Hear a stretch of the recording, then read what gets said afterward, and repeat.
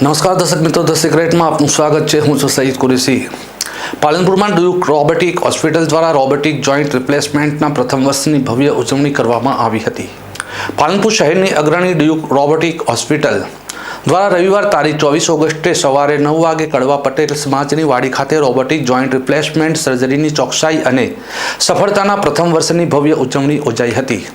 Doctor Bhupendra વી પટેલ તથા તેમની તબીબી ટીમે રોબોટિક ટેકનોલોજીના ફાયદા અંગે માહિતી આપતા જણાવ્યું કે આ પદ્ધતિ સર્જરીને વધુ સલામત, ચોકસાઈભરી અને ઝડપી સાજા થવામાં સહાય સાબિત થઈ રહી છે. કાર્યક્રમ દરમિયાન રોબોટિક સર્જરીથી સારવાર મેળવનાર દર્દીઓએ પોતાના અનુભવ વહેંચી જણાવ્યું કે તેમને ઓછા દુખાવા સાથે આરોગ્યમાં ઝડપી સુધારો થયો છે.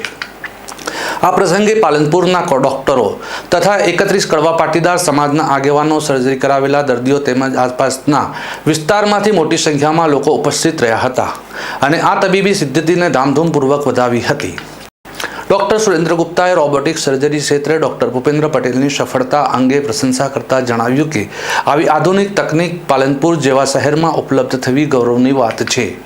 કાર્યક્રમ દરમિયાન હોસ્પિટલ સ્ટાફ દ્વારા સર્જનાત્મક પ્રસ્તુતિઓ પણ કરવામાં આવી હતી. દર્દી કાંતાબેન તથા નર્સિંગ સ્ટાફે ગરબાની સાથે નાટ્યાત્મક અભિનય રજૂ કરી રોબોટિક સર્જરીની સફળતા લોકોને સમજાવી હતી.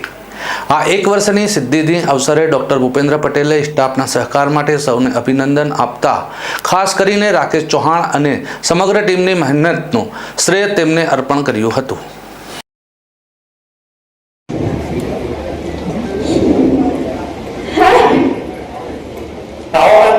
શું તકલીફ થઈ?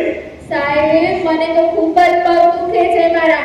જરે ચલાડવું નહીં ને કશું નહીં. હું તો કશું ઘરનું કામ નહીં કરી શકતી. કેટલા સમયની આ તકલીફ છે મારી? સાહેબ, મને તો 4-5 વર્ષથી તકલીફ છે. એવું છે? હા. મારી તમારા ઘૂંટણમાં તો ખૂબ જ ઘસારો છે. હા. તમને આ સિવાય કોઈ બીજી બીમારી કે તકલીફ ખરી? અરે સાહેબ, મારે તો બીપી, ડાયાબિટીસ, હૃદયનું ઓપરેશન કરાયું છે ને લોહી બંધ કરવાની ગોળીએ ચાલુ છે. ઓહો મારી, તમે બીમારીમાં તો જથ્થાબંધના વેપારી છો. હા સાહેબ, એટલે જ મને તો ઓપરેશન કરાવતા ડર લાગે. પણ તમારે જરાય ડરવાની જરૂર નથી. આ માટે અમારી જોડે સારામાં સારું ઓપ્શન છે, રોબોટિક ની રિપ્લેસમેન્ટ. હે સાહેબ, રોબોટ? હે સાહેબ, ઓપરેશન તમે કરો કે રોબોટ કરે?